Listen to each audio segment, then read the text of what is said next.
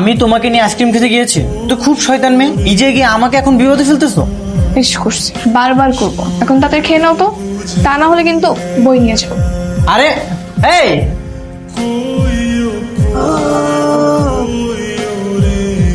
বইটা দাও আমাকে, এই। দাও। ফারুক ভাই, আপনি এখানে? এই কি হচ্ছে এখানে? কই কিছু না তো। কই কিছু না। মূলত নাটকটি কোন উদ্দেশ্যে সেটি জানা থাকলে কিন্তু নাটকটি দেখতে অনেকটা ভালো লাগবে। নাটকের উদ্দেশ্যে একটা ছেলে স্যারের বাসায় প্রাইভেট পড়তে যেত।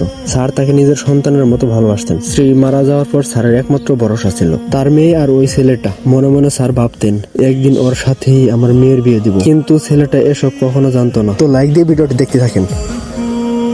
কি করছো? ও আমার বইটা নিয়ে গেছিল, তো এই জন্য আর কি নিতে আসলাম। হ্যাঁ, তোমার বইটাও নিয়ে এসছে তাই তো? জি ভাই। খুব ভালো। তুমি ডাক্তার হবা, মেডিকেলে পড়বা, পরীক্ষা দিবা। তো পড়াশোনা বাদ দিয়ে এরকম লুকাচুরি করলে কি তুমি মেডিকেলে চান্স পাবা?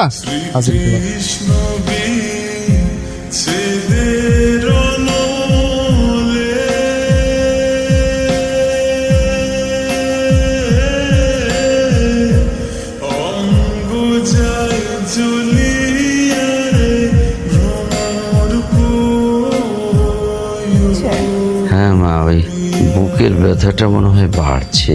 নাবিদ কই? ওর তো আজকে পরীক্ষা, এখন রেডি হয়ে বের হচ্ছে না কেন? রেডি হচ্ছে বাবা, এখন চলে আসবে। তুমি কোনো চিন্তা করো না, চিন্তা করলে প্রেশারটা আরো বাড়বে। আল্লাহ আল্লাহ করে আজ ভালো ভালো ওর পরীক্ষাটা হয়ে গেলেই হয়।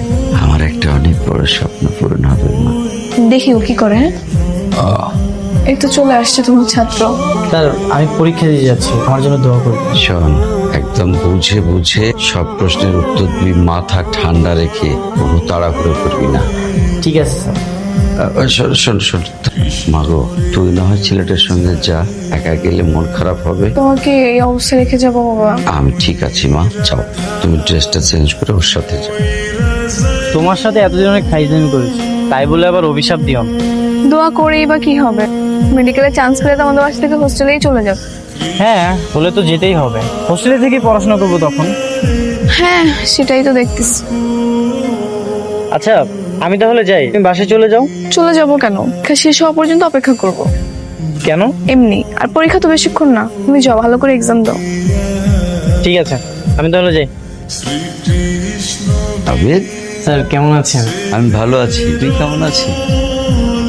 আমিও ভালো আছি স্যার। কিরে, তোর কোনো খোঁজ খবর নাই, অনেকদিন দেখি না তো। স্যার, আমার একটা ফ্রেন্ডের সাথে তাদের গ্রামের বাড়িতে গিয়েছিলাম। অনেকদিন ধরেই তো কোথাও যাওয়া হয় না। তবে ঘোরাঘুরি করা ভালো। বাবা শোনো, তোমার ছাত্র যখন বড় ডক্টর হবে তখন সে নিজেই তোমার চিকিৎসা করবে। ততদিন আমি বাঁচলে তো। আর একটা করে এই কথাটা